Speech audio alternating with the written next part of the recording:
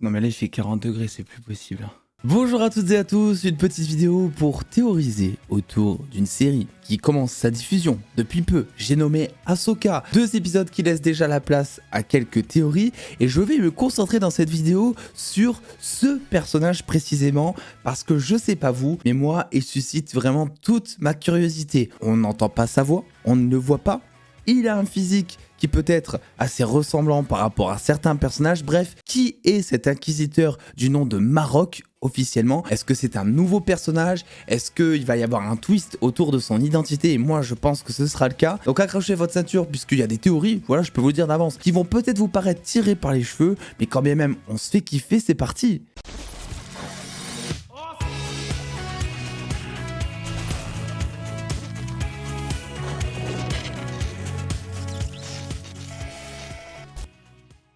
Donc j'ai 3-4 petites théories concernant sa véritable identité, mais avant de se concentrer là-dessus, il faut tout bonnement expliquer ce qu'il s'est passé à la fin de Rebels concernant Ezra, concernant Thrawn, pour contextualiser un petit peu parce que je sais que parmi vous, certains n'ont pas vu Rebels et il va y avoir cette toute petite base de connaissances à avoir pour comprendre pourquoi est-ce que j'évoque certaines théories dans cette vidéo. Donc à la fin de Rebels, Ezra, la dernière fois qu'il est aperçu, c'est notamment en utilisant la force avec les baleines spatiales, les Purrgil ou les Purrgil, je sais jamais comment on dit. Il était à ce moment-là dans un vaisseau avec l'amiral Thrawn et ces baleines elles ont la capacité, eh bien on va dire, de se téléporter à des endroits un peu hasardeux de la galaxie. Devinez ce qui s'est passé, ces baleines se sont notamment téléportées, elles ont fait le saut dans l'hyperespace, ce qui fait qu'à l'heure actuelle on ne sait absolument pas où est-ce que sont Thrawn et Ezra. Et on l'a très bien compris avec ces 2 premiers épisodes d'Ahsoka, le but de cette série va être de retrouver Ezra, de retrouver aussi par la même occasion Thrawn. Sauf qu'on s'en rend aussi très vite compte, cette série elle a aussi le potentiel de créer quelque chose de beaucoup plus spirituel, on va dire, la spiritualité étant quelque chose de très important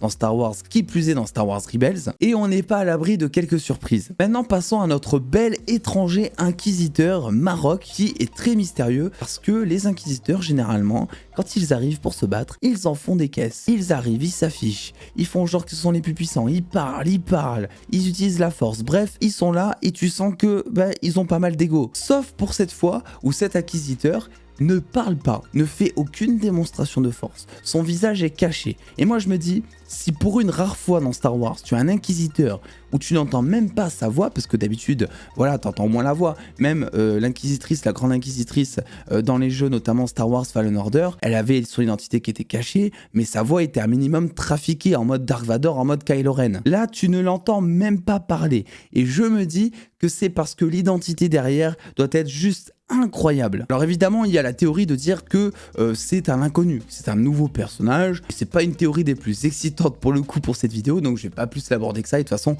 il y a rien à aborder. Et ma première théorie, et là je sais qu'il y a des fans de Star Wars Rebels qui vont pas du tout être d'accord avec moi, ça concerne Ezra. Vous le savez, dans Ahsoka, Ezra est recherché tout du long. Alors imaginez si en fait Ezra était sous le casque de cet inquisiteur depuis le départ et qu'on l'aurait fait tourner en mode méchant, en mode inquisiteur pour les besoins scénaristiques de cette série. Et oui, il y a quelque chose qui reste assez inexplicable pour l'instant, dont on aura très vite les réponses, c'est que pour l'instant Ezra, eh bien il est normalement avec l'amiral Thrawn, ce qui veut dire que si Ezra était vraiment l'inquisiteur ici présent, Thrawn serait déjà quelque part dans la galaxie et pour le coup ces Jedi renégats n'auraient même pas besoin de le chercher, quoi. Voilà, donc en soi la théorie serait un peu caduque. Sauf que rappelez-vous, Ezra dans Star Wars Rebels, eh bien, est un petit peu dans le multivers. Tu vois, il arrive à sortir Ahsoka d'un combat passé avec Dark Vador et lui sauve la vie en ramenant Ahsoka dans le présent avant que celle-ci retourne dans sa timeline. Donc, Ezra, grâce à la force, sait plus ou moins voyager dans le temps. Imaginez alors si effectivement cet inquisiteur que l'on voit du nom de Marok serait en fait un Ezra du futur qui serait retourné dans le passé pour empêcher toute l'équipe de trouver Thrawn, parce que ce Ezra du futur,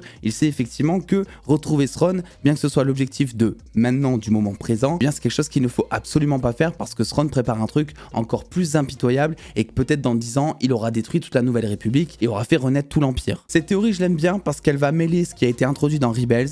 Il y a un peu de spiritualité de Star Wars qui est pour moi le point le plus intéressant et en même temps, il n'y a pas d'incohérence puisque tu peux très bien dire que Ezra du futur est arrivé dans le passé pour justement éviter que Thrawn soit libéré et éviter que quelque chose de plus grave ne se produise, sans pour autant voilà, dire que c'est bizarre parce que si Ezra est là, et ben Thrawn devrait être là aussi. Et en plus, si c'est véritablement un Ezra du futur, le fait qu'il soit masqué et qu'on n'entende pas sa voix, c'est pas si déconnant. On l'a vu dans absolument tous les projets où il est question de voyage dans le temps. Il ne faut pas créer de distorsion temporelle, alors imaginez les dégâts si l'équipe des Rebels venait avoir un Ezra du futur. Ça causerait une incohérence de malade. Je sais pas ce que vous en pensez parce que vraiment je la trouve très excitante cette théorie. Après oui, ça peut être Ezra. Après tout, on sait pas vraiment ce que Thrawn fait d'Ezra au moment donc où ils sont prisonniers tous les deux. Peut-être que celui-ci a trouvé le moyen de manipuler Ezra pour le faire tourner du côté obscur. On le sait, ce personnage depuis la saison 3 il me semble de Rebels, on sait qu'il a une colère cachée en lui. On sait qu'à tout moment, il pourrait tomber du côté obscur de la même manière qu'Anakin. Bon, ça a été un petit peu tout l'enjeu de cette saison 3 de Rebels, d'annuler ce truc et de dire que Ezra,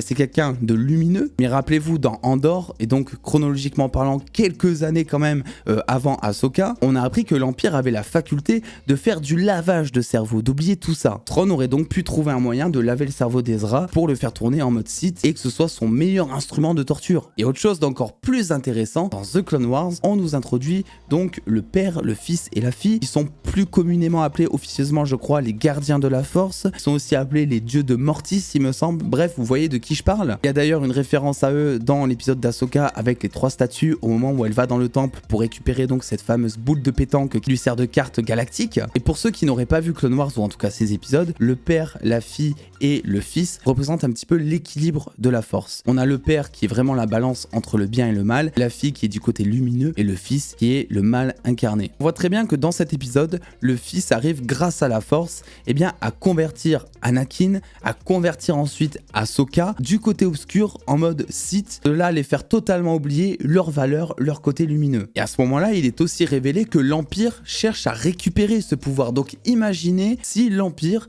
peut-être aussi le grand amiral Thrawn, avait réussi à récupérer ce pouvoir et peut-être donc à pouvoir convertir Ezra du côté obscur et à le tourner en mode inquisiteur. Je sais pas évidemment encore comment est-ce qu'il aurait pu faire parce que c'est quand même la force, tu vois, c'est un truc qui est pas manipulable par tout le monde. Comment est-ce que le grand amiral Thrawn lui aurait récupéré cette faculté? Mais le grand amiral Thrawn, c'est un méchant connu et apprécié de Star Wars pour avoir 600 000 jokers dans sa manche, pour avoir 10 coups d'avance à chaque fois. Donc là non plus, c'est pas déconnant. Même quand on croit que Thrawn, il est exilé à l'autre bout de la galaxie, qu'on sait pas où il est, qu'il est prisonnier, etc., qu'il a plus de soldats, je pense qu'il faut se méfier. Autre chose de plus intéressant aussi, c'est que dans Clone Wars, donc ces dieux de la force meurent. En fait, on nous explique que de base c'est normalement Anakin qui est l'élu et qui donc doit récupérer la place du père pour maintenir l'équilibre dans la force. Le problème c'est qu'il ne le fait absolument pas et donc par conséquent en théorie la force depuis devrait être totalement déséquilibrée et donc il faut potentiellement retrouver des remplaçants à ces dieux de la force. On aurait notamment Ahsoka qui elle serait la fille donc du côté lumineux symbolisée notamment par une chouette. Ahsoka morte au moment donc où elle s'est convertie du côté obscur à cause du fils a réussi à revenir à la vie grâce au sacrifice de la fille qui aurait pu donc lui passer son pouvoir par inadvertance aussi. Et c'est du côté du père et du fils où là il y a quelques questions. Je vois bien Ezra, moi, à la place du père, peut-être un Kanan, même s'il est décédé. On va y revenir après sur Kanan. Parce que finalement, Ezra, c'est vraiment ce nouvel équilibre.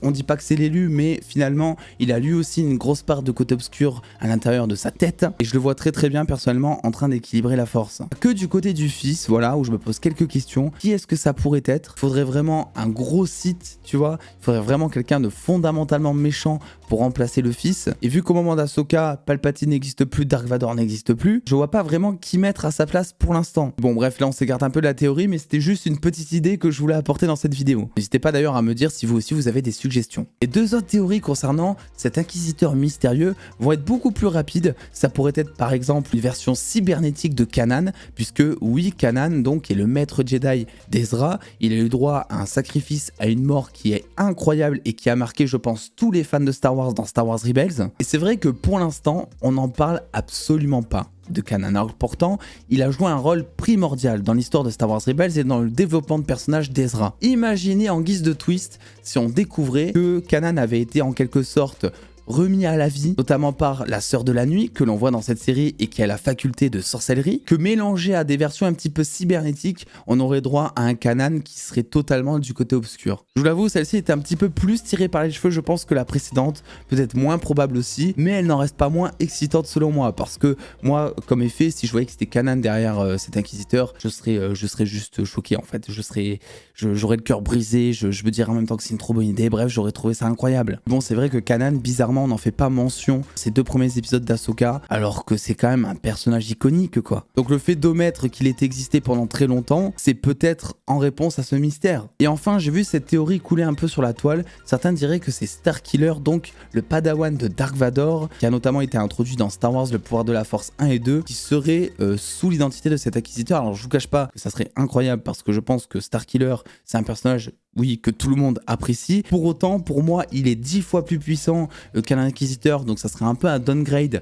que de le mettre sous ce casque, je trouve. Et en plus, aux dernières nouvelles, il me semble que Starkiller n'est plus canon finalement à la chronologie principale de Star Wars dans les films et dans les séries. Donc je sais pas si c'est possible parce que bon, Star Wars, le souci, c'est qu'il y a des trucs où tu crois que c'est pas canon et 2 épisodes après, on te le canonise. Donc finalement, voilà, sur un malentendu, c'est passé. Et moi, c'est plus en termes de puissance que ça me gêne, parce que Starkiller, bordel, c'était quand même un mec, la puissance, quoi, tu vois, c'était lui, en gros. Et le mettre en mode inquisiteur, bon, faudrait un peu peut-être justifier tout ça. Donc voilà un petit peu mes 3 théories, principalement celle d'Ezra, que moi, je trouve incroyable. J'aimerais vraiment que ce soit Ezra, parce que je trouve que en termes de twist, ça serait incroyable, ça nous briserait le cœur, en fait, finalement, de le voir tomber comme ça du côté obscur. Le comment du pourquoi reste encore un mystère, mais n'empêche que scénaristiquement, ça serait, moi, je pense, une très très bonne idée. Donc n'hésitez pas à me dire en commentaire ce que vous en pensez, à émettre aussi vos théories, vos explications au retour d'Ezra, peut-être que vous avez d'autres clés. N'oubliez pas le pouce bleu, l'abonnement, et puis en attendant, je vous dis à la semaine prochaine pour du Ahsoka, et à très vite pour de nouvelles vidéos.